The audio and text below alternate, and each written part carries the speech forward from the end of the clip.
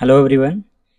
JKPSC lecture 10+2 political science का हम जो सिलेबस है उसमें यूनिट वाइज हम एमसीक्यूज डिस्कस कर रहे हैं।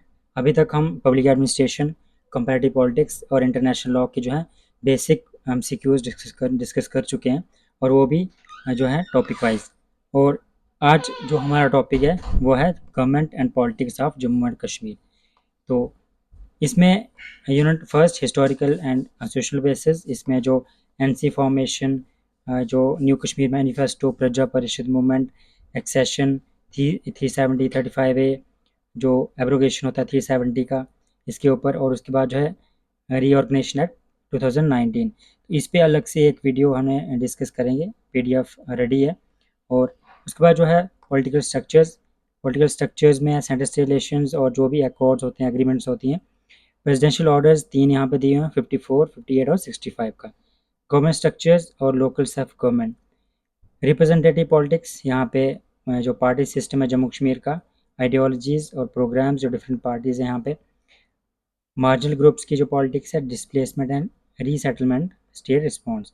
इश्यूज क्या हैं जम्मू कश्मीर पॉलिटिक्स में? लैंड रिफॉर्म्स पे क्वेश्चन आ सकते हैं, रीजनल इम्बैलेंसेज, सेपरेटिस्ट पॉलिटिक्स और प्रोसेस ऑफ डेवलपमेंट। पोस्ट जो 370 एब्रोगेशन यहाँ पे वो पूछा गया है, प्रोसेस ऑफ डेवलपमेंट। तो चलिए इसके पीवाईक्यूज जो है डिस्कस करते हैं। तो इसमें जो दो मेन टॉपिक हैं जो है जेके रीऑर्गेनाइजेशन एक्ट 2019 और जो लोकल सेल्फ गवर्नमेंट, इसमें जो ये एक्ट जम्मू कश्मीर जो पंचायती राज एक्ट है, ये दो टॉपिक्स हम अलग से डिटेल में डिस्कस करेंगे। और ये एमसीक्यूज में भी ये टॉपिक्स कवर हैं, लेकिन अलग से जो है इन दोनों टॉपिक्स पे हम जो है डिस्कशन करेंगे। तो चलिए स्टार्ट करते हैं जो एमसीक्यूज इस टॉपिक के हैं, government and politics of Jammu and Kashmir.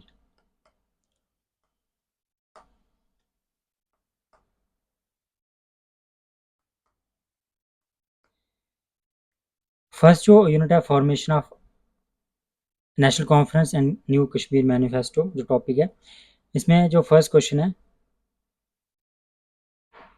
Sheikh Abdullah's ideology and in national conference was primarily. जो शेख अब्दुल्ला की जो आइडियोलॉजी है नेशनल कॉन्फ्रेंस में, वो क्या थी? सोशलिस्ट और सेकुलर। शेख अब्दुल्ला जो प्रमोट करते हैं जो सोशलिस्ट रिफॉर्म्स, सेकुलर पॉलिटिक्स और social justice to unify Kashmiris beyond religious lines. Who were the main leaders opposing National Conference in Jammu region? तो मेन जो लीडर्स थे कौन, जो नेशनल कॉन्फ्रेंस को यहाँ पे अपोज करते हैं? तो इसका जो आंसर वो है प्रेमनाथ डोगरा, जो प्रजा परिषद के लीडर हैं, प्रेमनाथ डोगरा। तो Praja Parishad oppose National Conference policies and demanded full integration of J and K with India. यहाँ पे जो प्रेमनाथ प्रेमनाथ जो डोगरा हैं प्रजा परिषद के, वो जहाँ पे फुल इंटीग्रेशन की बात करते हैं जम्मू कश्मीर का, जो फुल इंटीग्रेशन होना चाहिए इंडिया के साथ। New Kashmir Manifesto proposed political reforms such as. तो कौन कौन से जो पॉलिटिकल रिफॉर्म्स उन्होंने प्रपोज किए? इसमें यह डेमोक्रेटिक रिप्रेजेंटेशन गवर्नेंस। तो जो न्यू कश्मीर मैनिफेस्टो है, ये कौन कौन से रिफॉर्म्स जो है जो डिमांड करती है पॉलिटिकल डेमोक्रेटाइजेशन की, और enabling people to elect representatives rather than to be ruled by monarchy. यहाँ पर डेमोक्रेटाइजेशन की तरफ यहाँ पे वो डिमांड करते हैं। एक्सेशन टू इंडिया टॉपिक से कौन कौन से क्वेश्चन हैं यहाँ पे? Maharaja Hari Singh delayed signing the instrument of accession due to. तो ये डिले क्यों किया था? क्योंकि वो ये चाहते थे यहाँ पे वो इंडिपेंडेंट इंडिपेंडेंट रहें। इनिशियली जो महाराजा थे वो इंडिपेंडेंट रहने की बात करते थे, जब लेकिन जब जो ट्राइबल इन्वेजन हुआ पाकिस्तान की तरफ से, तो पाकिस्तानी एग्रेशन की वजह से यहाँ पे उन्होंने क्या किया, जो है इंडिया में जहाँ पे एक्सेशन था, इंस्ट्रूमेंट ऑफ एक्सेशन वो साइन किया था। Accession of J and K was ratified by, किसने रेटिफाई किया था? Jammu Kashmir constituent assembly. जो जम्मू कश्मीर की जो कॉन्स्टिट्यूंट असेंबली थी उसने रेटिफाई किया था accession of Jammu and Kashmir. The constituent assembly of J and K ratified accession in 1954, giving it legal legitimacy in India. तो 1954 में रेटिफाई किया था जम्मू कश्मीर की जो कॉन्स्टिट्यूंट असेंबली है उसने एक्सेशन को। One condition of JK's accession was that, कौन सी कंडीशन थी जम्मू कश्मीर के एक्सेशन की? India could not legislate on internal matters, Jammu Kashmir retain control over all its internal policies, Pakistan could intervene in defense matters, the monarchy remained supreme without accountability. तो इसका जो correct answer वो है बी, जम्मू कश्मीर को यहाँ पे वो इंटरनल जो पॉलिसीज़ हैं उन पे क्या किया, कंट्रोल जो है वो रिटेन करने की बात की। ये एक्सेशन की जो है कंडीशन थी। JK retained control over all its internal policies. India managed only, जो एक्सेशन के बाद इंडिया जो क्या मैनेज करने की बात की है, डिफेंस मैटर्स, जो फॉरेन अफेयर्स और कम्युनिकेशंस, ये 3 मैटर्स जो थे ये इंडिया के पास होंगे। बाकी जो इंटरनल जो पॉलिसीज़ होंगी, इंटरनल जो मैटर्स होंगे, वहाँ पे उनको ऑटोनॉमी दी जाएगी स्टेट को under article 370।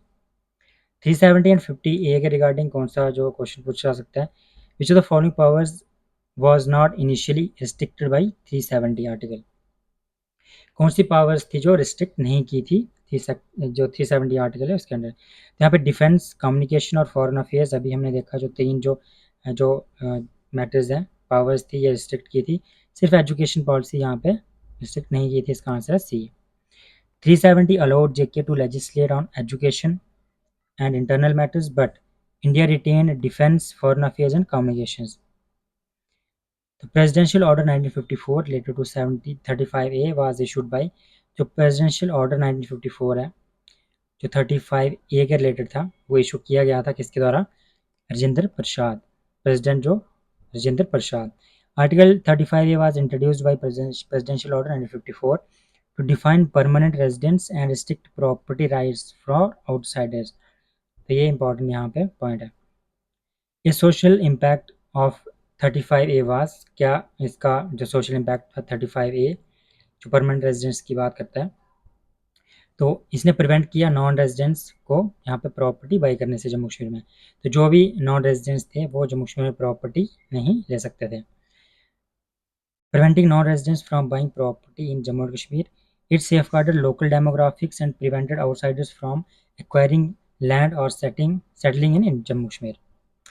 Abrogation of 370 and Reorganization Act 2019, which body approved abrogation of 370? कौन सी बॉडी जिसने अप्रूव किया एब्रोगेशन, तो वो क्या है, union parliament, Indian parliament. Since JK Legislative Assembly was dissolved, Parliament passed a resolution 371 clause 1, 370 clause 1 and read with 367। Post abrogation Jammu Kashmir become union territory with, यहाँ पे इसको लेजिस्लेटिव असेंबली दी गई। JK now union territory structure with limited legislative powers while Ladakh has no legislature। One economic implication of 370 abrogation, क्या implication है यहाँ पे, economic implication क्या है 370 एब्रोगेशन का। Jammu Kashmir residents can now access all central government schemes, जो जम्मू कश्मीर के जो रेजिडेंट्स हैं वो जितनी भी सेंट्रल गवर्नमेंट जो स्कीम्स हैं उनको एक्सेस कर सकते हैं। Central government schemes are now fully applicable to Jammu Kashmir, promoting investment, development and welfare programmes, जो हमें देखने को नहीं मिल रहा है। Which of the following was the major security concern after abrogation, कौन सा जो मेजर सिक्योरिटी कंसर्न है आफ्टर एब्रोगेशन, तो insurgency and cross border terrorism. Pakistan and local militant groups reacted to change, increasing security challenges in the region. Term domicile rules after 2019 refers to, जो domicile rules हैं 2019 के बाद वो क्या refer करते हैं, rise to local employment, education, property in J&K। New domicile law defines who qualifies as permanent resident, तो क्या ये डिफाइन करता है कौन परमानेंट रेजिडेंट है गवर्नमेंट जॉब्स के लिए, स्कॉलरशिप्स के लिए और जो प्रॉपर्टी राइट्स हैं उनके लिए। सेकेंड यूनिट यहाँ पे हमें देखने को मिलता है पॉलिटिकल स्ट्रक्चर्स की बात की है।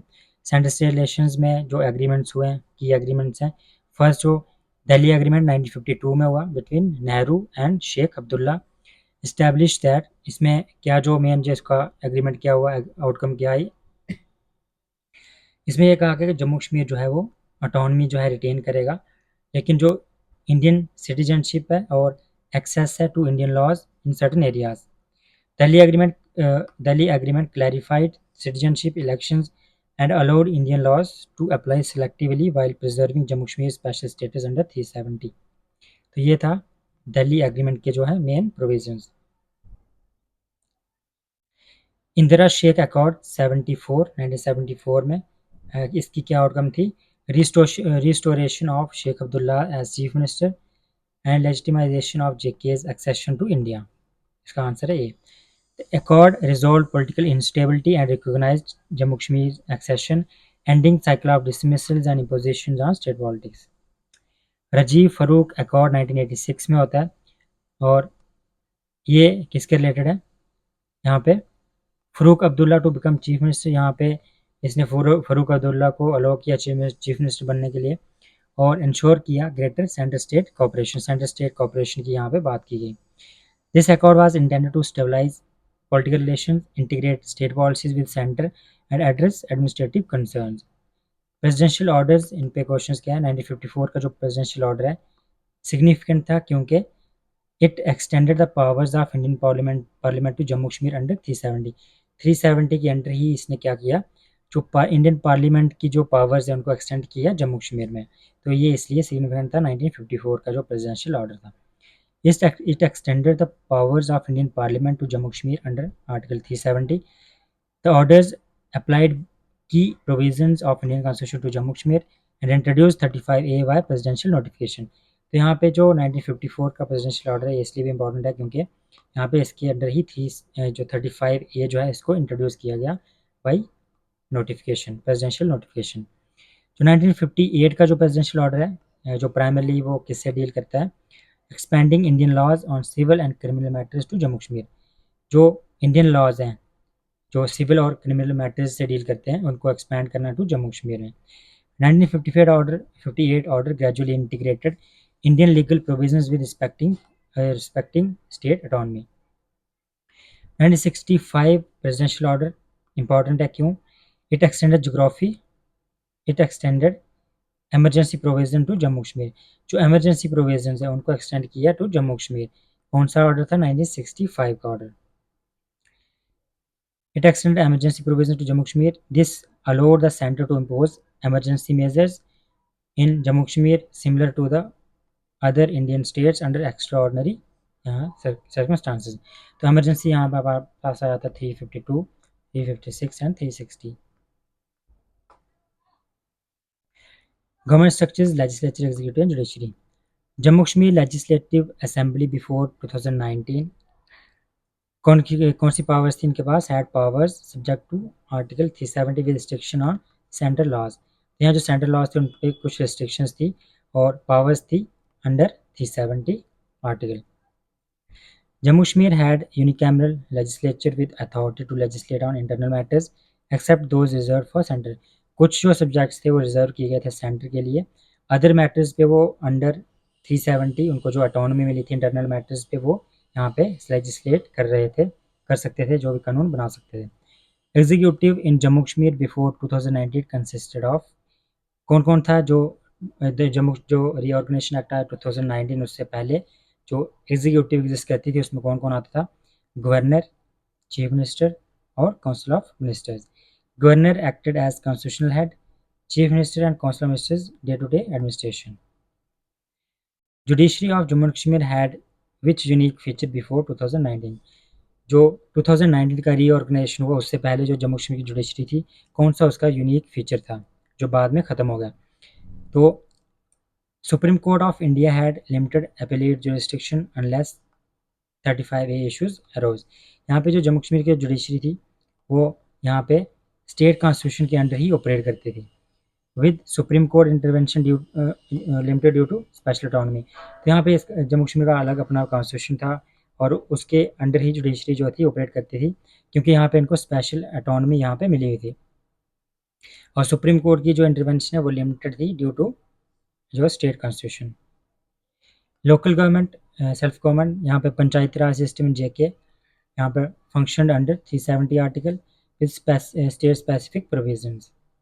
पंचायती raj institutions were adopted to JK special status. Jammu Kashmir का जो स्पेशल स्टेटस है उसको अडॉप्ट किया allowing decentralized governance while respecting local autonomy. The urban local bodies in J&K before 2019 were responsible for क्या काम था इनका? Local civic administration and infrastructure and taxation. तो ये इनका मेन जो था काम था. Municipalities and municipal corporations handle city governance, public work and local tax collection. A challenge for local self government in JK was क्या challenge था? Political instability एक चैलेंज था, फ्रीक्वेंट डिसोल्यूशंस ऑफ असेंबलीज ये भी एक बहुत बड़ा चैलेंज था। Political crisis, security concerns were often disrupted the functioning of local bodies affecting decentralization. Next unit जो है वो representative politics, evolution of party system in JK one party dominant system.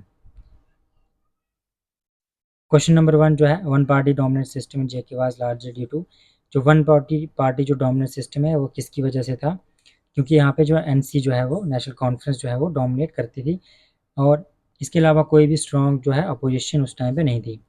Dominance of NC and absence of strong opposition. National Conference popularity, Sheikh Abdullah's leadership, weak opposition parties led to one-party dominant system for decades. A major consequence of a one-party dominant system in J&K was, एक major consequence कौन सा था one party dominant system का जम्मू कश्मीर में, वो था political stability but reduced democratic competition.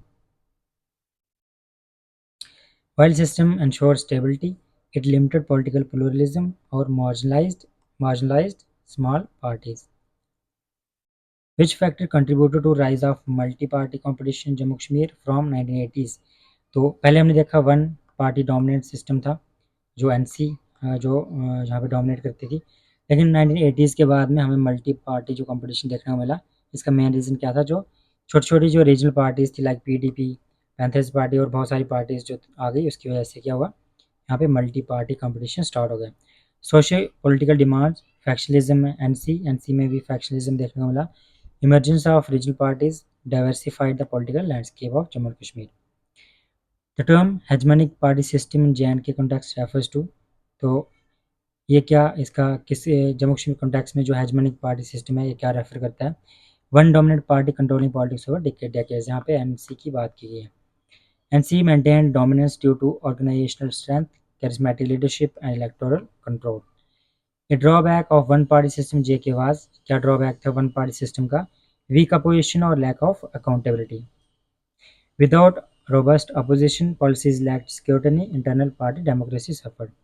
Ideologies and programs of National Conference BJP, PDP and Congress, इसमें जो क्वेश्चंस हैं, नेशनल कॉन्फ्रेंस प्राइमरली फॉलोज, जो नेशनल कॉन्फ्रेंस है वो क्या फॉलो करती है, कौन सी जो आइडियोलॉजी फॉलो करती है, सेकुलरिज्म, सोशलिज्म और रीजनल ऑटोनॉमी की बात करती है। NC's ideology focus on inclusive politics, welfare oriented reforms and maintaining JK special status. यहाँ पे जो स्पेशल स्टेटस है जम्मू कश्मीर का, इसको भी वो मेंटेन करने की बात करती है। People's Democratic Party ideology FSS, तो पीडीपी की क्या जो मेन आइडियोलॉजी है वो क्या है, autonomy, dialogue with separatist factions and regional development, इसका answer A. PDP seeks regional stability, power sharing, social economic development in Kashmir valley. Bharatiya Janata Party in JK advocates full integration with India and abrogation of 370. BJP promotes national integration, uniform application of Indian laws and ending special status. Congress party in Jammu Kashmir traditionally focused on, जो Congress party है यहाँ पे secularism, national integration और coalition politics को यहाँ पे वो focus करती है।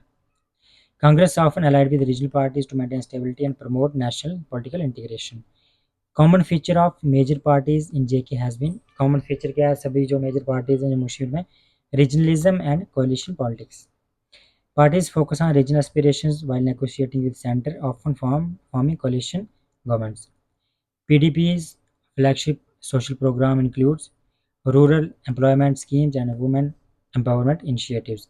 PDP policies emphasize socio-economic development, inclusivity, improving welfare. NC's socio-economic program historically emphasized, जो NC का जो इकोनॉमिक प्रोग्राम है हिस्टोरिकली उसने किस पे जो एम्फसाइज किया है, तो लैंड रिफॉर्म्स की बात करती है, पब्लिक वेलफेयर की और सोशल जस्टिस की।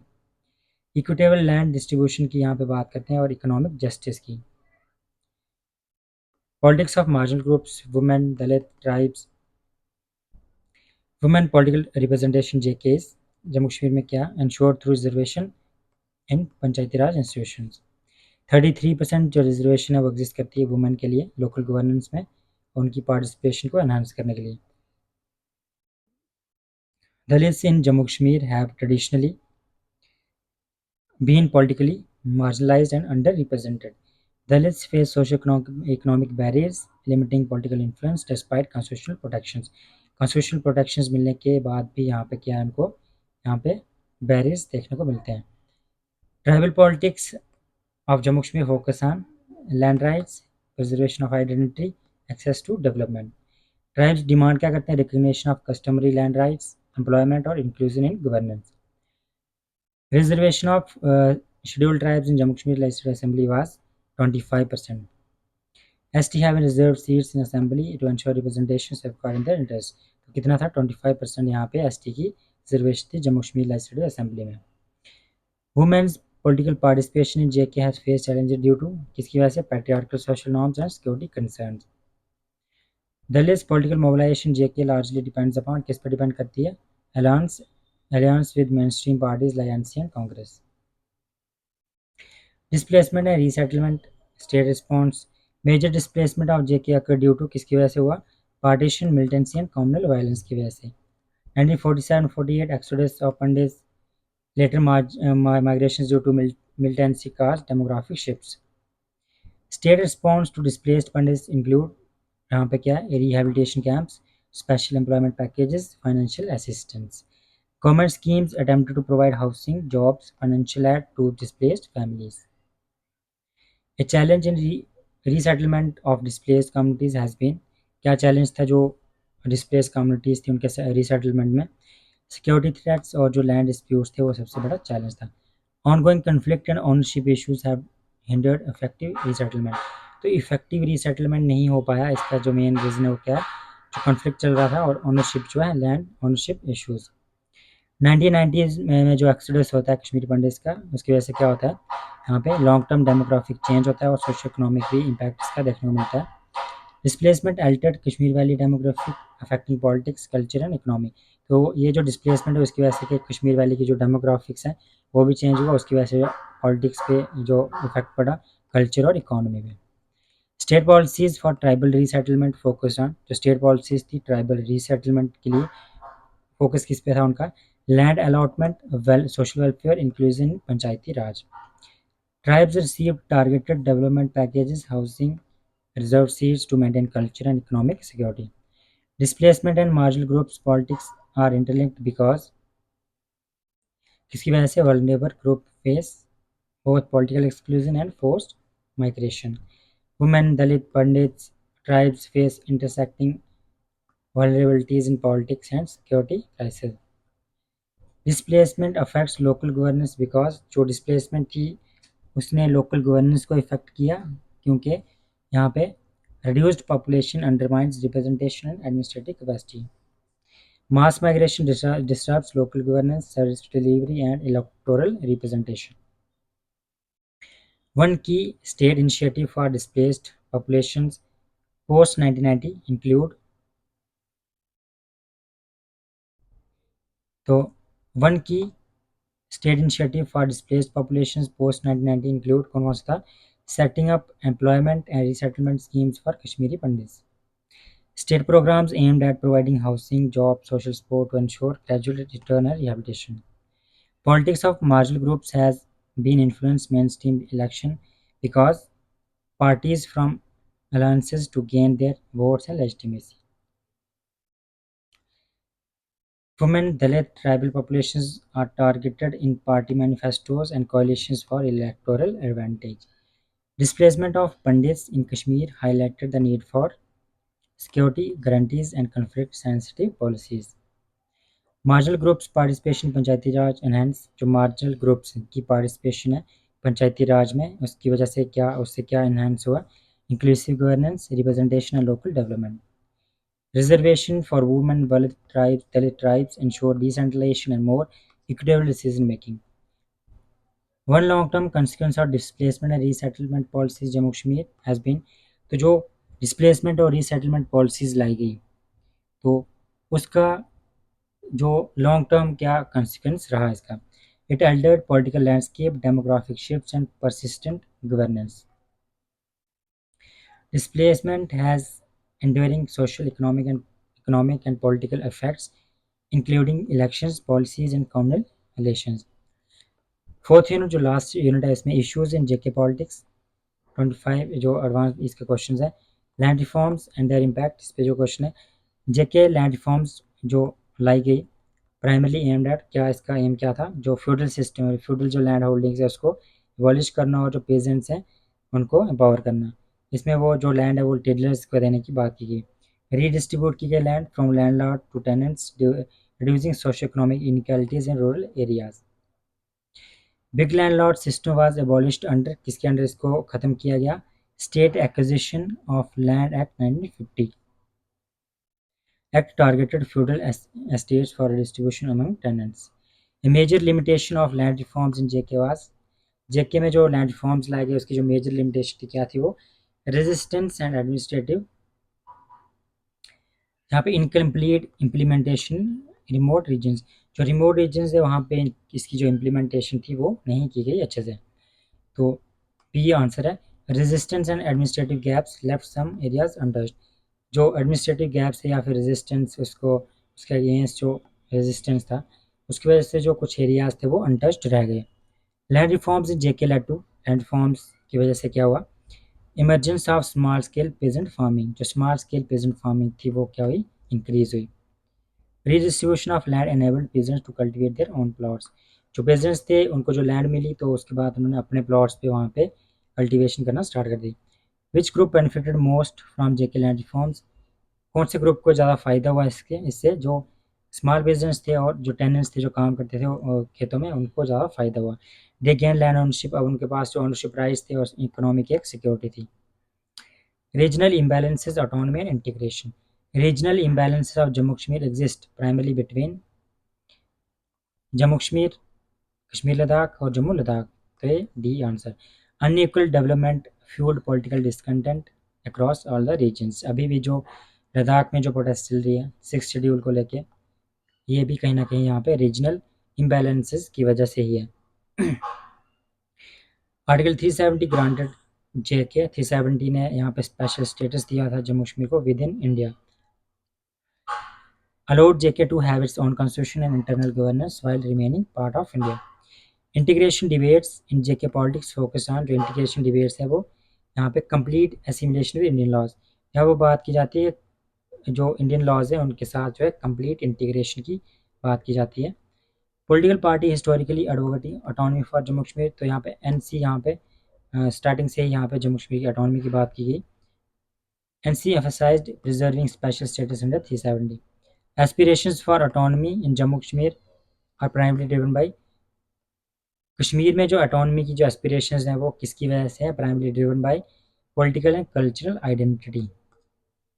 Dzire to preserve local culture governance fuelled autonomy demands. Separatist politics organisation leadership and strategy, the most separatist coalition in Kashmir is, कौन सी जो सेपरेटिस्ट कोalition है, ऑल पार्टीज हुर्रियत कॉन्फ्रेंस जो है वो यहाँ पे सेपरेटिस्ट कोalition की बात करती है। Represents Kashmiri separatist political interest.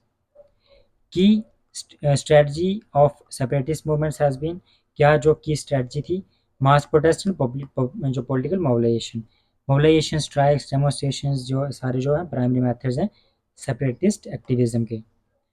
Saeed Ali Shah Geelani किसके लिए फेमस है, leading separatist movements in Kashmir, जो कश्मीर में जो लीडिंग सेपरेटिस्ट मूवमेंट्स चलाई गई उसके लिए फेमस है यहाँ पे Syed Ali Shah Geelani. Geelani was prominent advocate of Kashmiri self determination, Kashmiri self determination का जो मेन प्रोमिनेंट एडवोकेट है वो कौन है, Geelani. Separatist politics intensified after, किसके बाद कौन सा ऐसा इवेंट था जिसके बाद जो सेपरेटिस्ट पॉलिटिक्स जो इंटेंसिफाई हुआ, 1987 जो स्टेट इलेक्शंस होती हैं उसके बाद। Alleged rigging in 1987 fuelled alienation and militancy. Hurriyat conference generally supports, Hurriyat conference क्या सपोर्ट करती है, सेल्फ डिटर्मिनेशन ऑफ कश्मीरीज, यहाँ पे जो सेपरेशन की बात करते हैं वो। Advocates political autonomy and plebiscite under UN resolutions. Which factors strengthen separatist politics in Kashmir, कौन से factors, economic inequalities, unemployment, political alienation, ये सारे बेसिक क्वेश्चन हैं, ईजी हैं। Disguising features of separatist organisation Jammu Kashmir, जो डिस्गाइजिंग जो डिस्गस्टिंग डिस्टिंग्विशिंग फीचर क्या है, सॉरी डिस्टिंग्विशिंग जो फीचर है सेपरेटिस्ट ऑर्गेनाइजेशन जम्मू कश्मीर उसका क्या है, ग्रास रूट मोबिलाइजेशन और protest.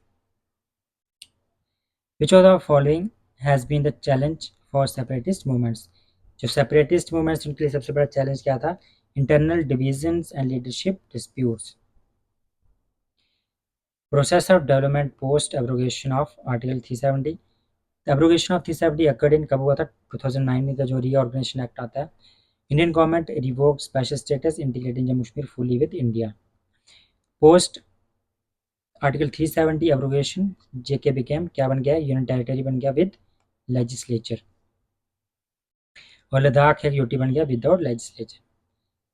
One expected development impact of 370 abrogation was, 370 के abrogation का जो एक expected development impact था वो क्या है, uniform application of Indian laws and economic reforms.